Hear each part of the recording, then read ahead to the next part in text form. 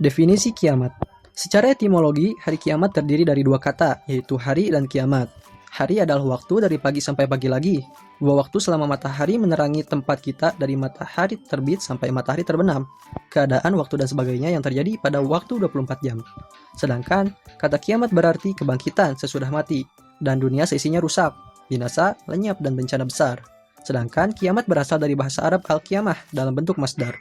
Kiamat terambil dari kata koma yakumu qiyaman, yang berarti berdiri, berhenti, atau berada di tengah. Kiamat diartikan sebagai kebangkitan dari kematian, yaitu dihidupkannya manusia setelah kematiannya. Dengan demikian, hari kiamat atau yaumul qiyamah berarti hari atau saat terjadinya kebangkitan manusia dari kubur. Dinamakan demikian karena pada hari itu terjadinya peristiwa-peristiwa besar yang telah dijelaskan di dalam Al-Quran. Di antara peristiwa tersebut ialah bangkitnya manusia dari kematian untuk menghadap Tuhan semesta alam. Sedangkan dalam Kamus Besar Bahasa Indonesia, kiamat diartikan sebagai celaka sekali, bencana besar, rusak binasa. Lalu, hari kebangkitan setelah mati, yaitu orang yang meninggal akan dihidupkan kembali untuk diadili perbuatannya. Selanjutnya, hari akhir zaman, dunia dan seisinya rusak, binasa, dan lenyap, dan berakhir dan tidak muncul lagi. Sedangkan dalam Kamus Besar Ilmu Pengetahuan, kiamat diartikan keadaan makhluk dan alam semesta ketika berakhirnya kehidupan mereka di dunia. Adapun secara terminologi ada beberapa pendapat. Di antaranya, binasa atau hancurnya alam semesta merupakan tanda berakhirnya kehidupan dunia menuju kehidupan kekal akhirat. Hari kiamat tersebut dikenal sebagai hari akhirat.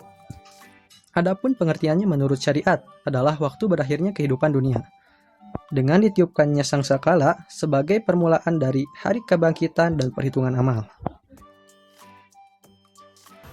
Materi yang selanjutnya adalah nama-nama hari kiamat. Dalam Al-Quran, nama-nama hari kiamat diantaranya pertama, As-Sa'ah, disebutkan sebanyak 40 kali dalam Al-Quran.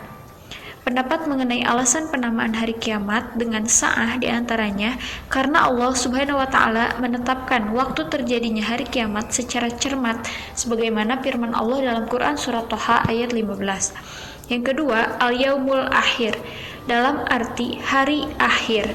Ini menunjukkan bahwa hari itu merupakan hari terakhir bagi semua makhluk, terutama manusia. Yang ketiga, Al-Qari'ah, dalam arti suara ketukan yang keras, bermakna suara keras yang mengetuk dan memekakan telinga. 4. Al-Haqqah, disebut Al-Haqqah karena pasti akan terjadi atau benar akan datang. Meskipun pasti dan akan terjadi, tetapi tidak ada manusia satupun yang akan mengetahui kapan dan bagaimana kejadiannya. Yang kelima, Al-Waqi'ah, yang artinya peristiwa hebat. Dalam Al-Quran, kata Al-Waqi'ah disebut sebanyak 2 kali. Yang keenam, Al-Ghoshiyah. Maksud dari kata ini adalah malapetaka yang meliputi perasaan manusia. Yang ketujuh, As-Sakkah, arti dari kata ini adalah bunyi gelegar yang keras sekali. Yang kedelapan, Yaumul Al-Ba'ats, yang berarti hari kebangkitan manusia dari kubur, yaitu dihidupkan orang-orang yang telah mati pada waktu tiupan-tiupan kedua. Yang dimaksud dengan Al-Ba'ats adalah tempat kembalinya badan dan dihidupkannya hamba-hamba pada hari kiamat. Yang kesembilan, Yaumul Al-Huruj. Yang kesepuluh, Yaumul Al-Fasal. 11, At-Tamah Al-Kubro. 12, Yaum Al-Hasroh. 13, Yaum Al-Hisab. 14, Yaum Al-Wa'id. 15, Yaum Al-Azifah. 16, Yaum Al-Azam. 17, Yaum At-Tolak. 18, Yaum Al-Tanad. 19, Yaum At-Taghabun. 20, Yaum Al-Azza. Lalu yang selanjutnya, tanda-tanda kiamat. Yang pertama, terdapat tanda-tanda kiamat kecil. Di antaranya, diutusnya Nabi Muhammad sebagai Nabi akhir zaman, wafatnya Rasulullah, wafatnya para sahabat Rasulullah, terjadinya hujan batu, menyia-nyiakan amanah, memperebutkan amanah rakyat, munculnya pemimpin ahli maksiat, hilangnya ilmu dan maraknya kebodohan, maraknya ketidakadilan di tengah masyarakat, banyaknya model pakaian wanita yang tidak menutup aurat, terang-terangan melakukan perzinahan, pembinahan, merebaknya ria, tidak mempedulikan sumber penghasilan, miras dianggap sebagai hal biasa, berlomba-lomba mendirikan bangunan pencakar langit, banyak anak yang durhaka terhadap orang tuanya, banyak terjadi pembunuhan, dan masih banyak lagi tanda-tanda hari kiamat kecil yang kita rasakan pada zaman sekarang.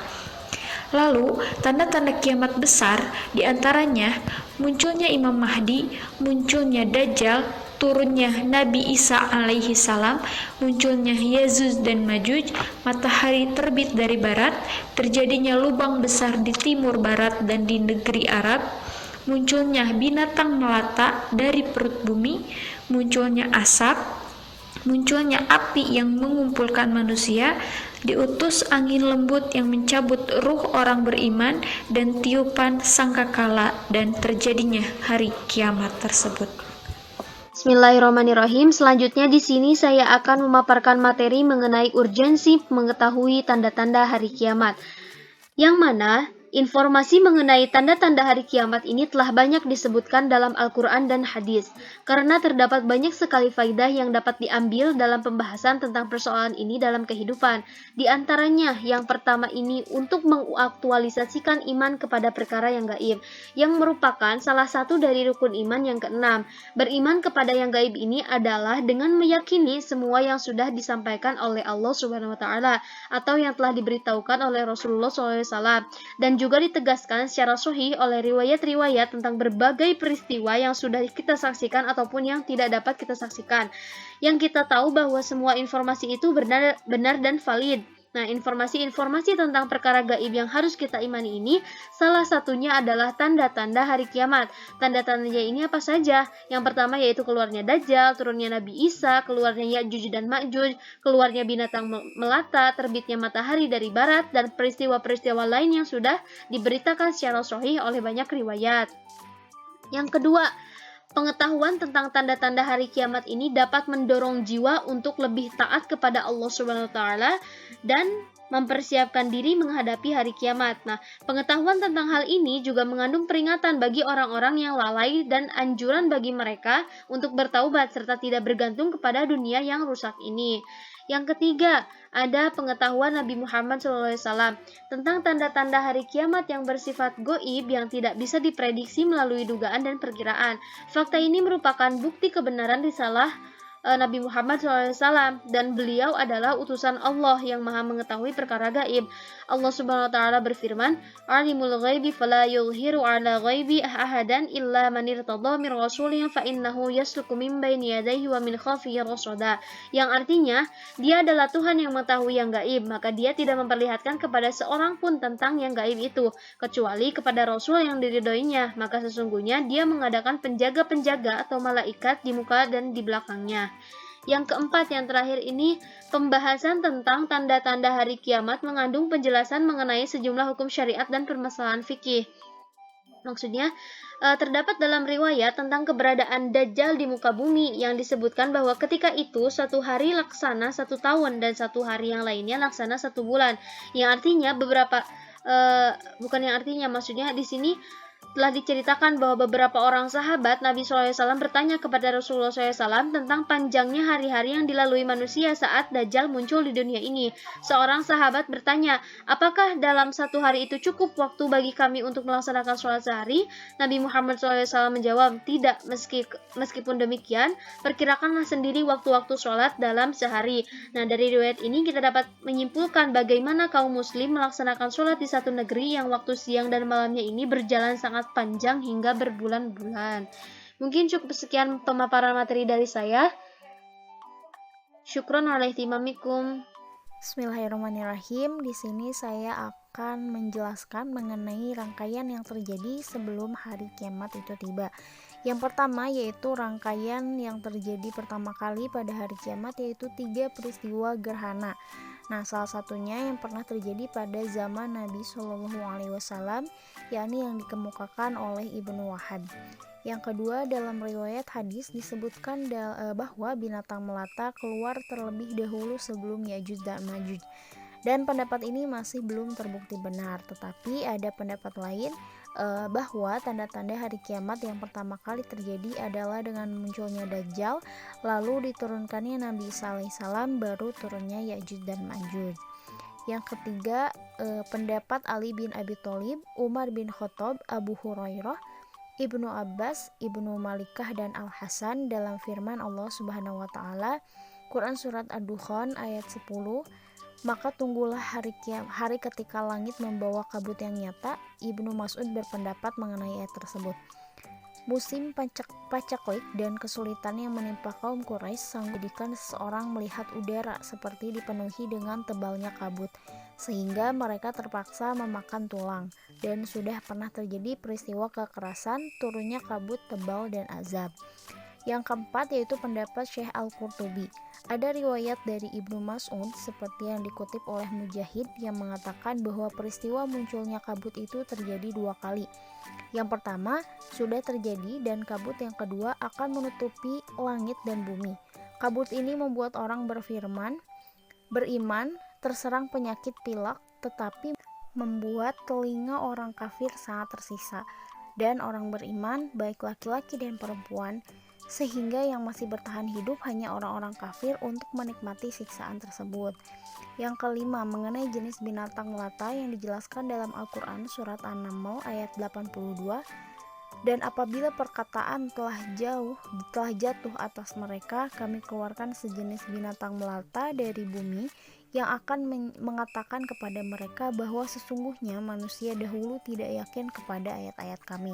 Nah, maksud dari ayat di atas itu adalah manusia pada saat itu terhanyut dengan perbuatan maksiat yang melampaui batas, serta sikap berpalingnya manusia terhadap syariat Allah Subhanahu wa taala dan hukum agama, dan dikeluarkannya satu tanda-tanda kiamat besar sejenis binatang melata yang memberitahukan kepada hari kebangkitan yang tidak mengimani Al-Quran.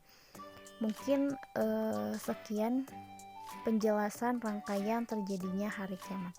Bismillahirrahmanirrahim. Terima kasih kepada teman-teman yang sebelumnya.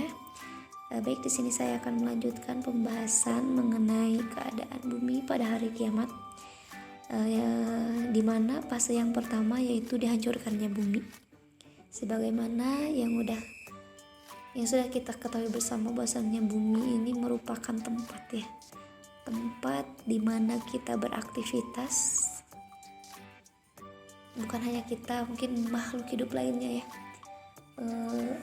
menjalani kehidupan, berproses, beraktivitas gitu kan. Nah, sebagaimana bahwasannya Allah Subhanahu wa taala berfirman, Allah menciptakan 7 lapisan langit, demikian juga lapisan bumi. Nah, di sini mungkin 7 lapisan langit, 7 lapisan bumi, ini ada makna-makna tertentu yang intinya ketika kita sebagai makhluk hidup, maka kita harus bisa menjaga apa yang sudah Allah titipkan kepada kita, baik itu menjaga ekosistemnya, lingkungannya, sosialnya, perbedaannya gitu kan ya. Itu menyangkut hal banyak.